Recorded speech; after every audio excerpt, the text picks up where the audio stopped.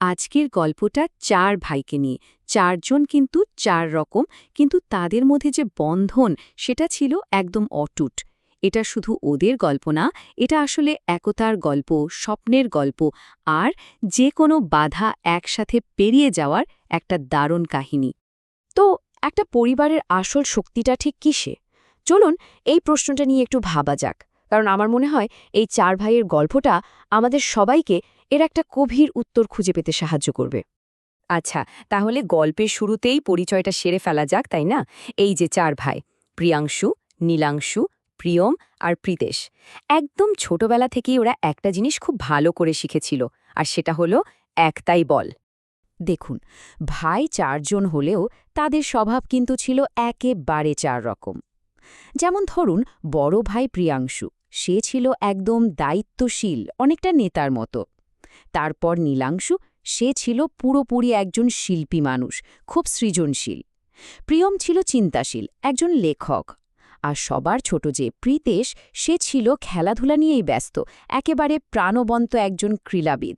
মানে স্বভাব একেবারে আলাদা, কিন্তু ওই যে বললাম, তাদের ভেতরের বন্ধনটা ছিল সত্যি অটুট। ওদের জীবনে একটা সন্ধে এসেছিল যেটা ছিল খুব স্পেশাল। সেই সন্ধেতে ওরা ৪ ভাই মিলে ছাদে বসেছিল আর নিজেদের ভবিষ্যতের স্বপ্নগুলো একে অপরকে বলছিল। প্রথমে প্রিয়াংশু, বড় ভাই হিসেবে ওর স্বপ্নটাও ছিল ওর মতোই দায়িত্বশীল। ও এমন একজন হতে চেয়েছিল যার উপর সবাই চোখ বন্ধ করে ভরসা করতে পারে। এরপর নীলাংশুর পালা। ওর স্বপ্নটা ছিল ওর ভেতরের শিল্পী সত্তাটারই একটা প্রতিচ্ছবি।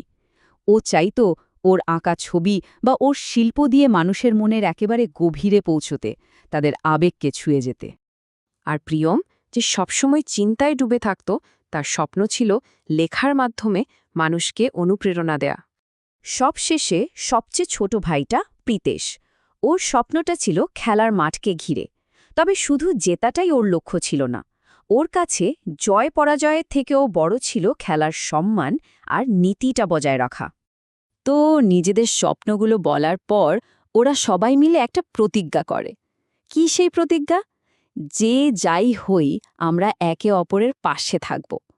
ভাবুন একবার, এই ছোট্ট একটা কথাই কিন্তু ওদের পুরো ভবিষ্যতের ভিত্তি হয়ে দাঁড়িয়েছিল। আর এই প্রতিজ্ঞাটাকে সময়ের সাথে সাথে অনেক কঠিন পরীক্ষার মধ্যে দিয়েও যেতে হয়েছে। এরপর ওদের জীবনে একটা নতুন অধ্যায় শুরু হলো। সবাই স্কুলে নিজ নিজ ক্ষেত্রে দারুণ ভালো করতে শুরু করলো, সাফল্য আসতে লাগলো।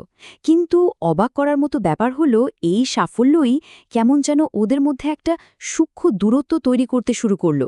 কিন্তু প্রশ্নটা হলো, সাফল্য আবার দূরত্ব তৈরি করে কিভাবে? আসলে সমস্যাটা ওদের ছিল না।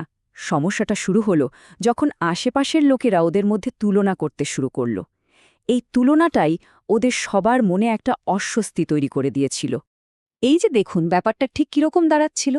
একদিকে প্রত্যেকে নিজে নিজের জায়গায় সফল হচ্ছে, প্রশংসা পাচ্ছে, কিন্তু অন্যদিকে একটা অদ্ভুত অস্বস্তি কাজ করছে সবার মধ্যে।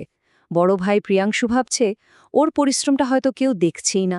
আবার প্রিয়ম ভাবছে ওর সাফল্য দেখে অন্য ভাইদের খারাপ লাগছে না তো।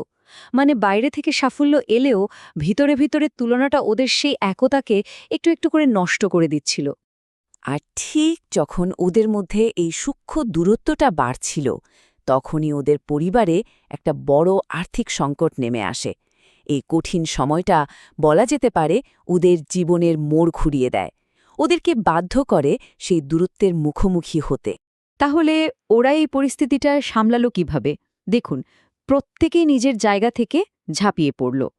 প্রিয়াংশু টাকা রোজগারের জন্য টিউশন পড়ানো শুরু করল, নীলাংশু তার আঁকা ছবি বিক্রি করতে শুরু করল, প্রিয়ম লেখালেখি করে যা পারছিল আয় করছিল, আর প্রীতেশ একটা প্রতিযোগিতা জিতে বেশ কিছু টাকা নিয়ে এলো। হয়তো একা একা ওদের চেষ্টাগুলো খুব বড় ছিল না, কিন্তু যখন এই ৪টে ছোট ছোট চেষ্টা এক হলো, তখন সেটা একটা বিশাল শক্তিতে পরিণত হলো। এই কঠিন সময়টাই আসলে ওদের চোখ খুলে দিয়েছিল। প্রিয়াংশু তখন একটা কথা বলেছিল, যা ছিল ওদের নতুন উপলব্ধির সারমর্ম। আমরা ৪ জন, কিন্তু আমাদের দল একটাই। ওরা সেদিন আমার নতুন করে বুঝতে পারল যে ওদের আসল শক্তিটা লুকিয়ে আছে একে অপরের সাথে, ওদের ঐক্যের মধ্যেই। তো এই ঘটনার পর ওদের বন্ধনটা যখন আগের থেকেও অনেক বেশি মজবুত হয়ে ফিরে এলো, তখন ওরা আবার সে পুরনো স্বপ্নগুলো পূরণ করার দিকে মন দিল, সেই যে ছাদে বসে দেখা স্বপ্নগুলো। আর এবার ওদের ব্যক্তিগত সাফল্যগুলো আর দূরত্বের কারণ হলো না, বরং সেগুলো হয়ে উঠল ওদের সবার সম্মিলিত আনন্দে গর্বের কারণ। প্রিয়াংশু একজন সম্মানিত সমাজসেবক হলেন, নীলাংশু শিল্পসঙ্গীতে নাম করল, প্রিয়মের বই প্রকাশিত হল, আর প্রীতেশও খেলাধুলার জগতে সফল হল। কারণ ওরা এবার জেনে গিয়েছিল যে ওদের একে অপরের সমর্থনের ভিত্তিটা কতটা মজবুত, কতটা অটুট।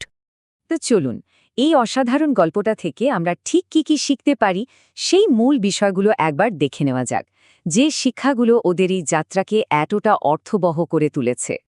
এই গল্পটা আমাদের ভ্রাতৃত্বের 4টি মূল স্তম্ভের কথা বলে। প্রথমটা কি? ভিন্নতায় শক্তি। ওদের 4 জনের আলাদা আলাদা গুণ, নেতা, শিল্পী, লেখক, ক্রীড়াবিদ, একসাথে মিলে ওদেরকে অজেয় করে তুলেছিল। দ্বিতীয় শিক্ষা হল একতা থাকলে যে কোনো সংকটকে সুযোগে বদলে দেওয়া যায়। তৃতীয় এবং খুব গুরুত্বপূর্ণ একটা বিষয় হল সম্পর্ককে গভীর করে তোলা নয়, একে অপরের প্রতি সমর্থন। আর সবশেষে জীবনের সবচেয়ে বড় সম্পদ আর আশ্রয় হল পরিবার।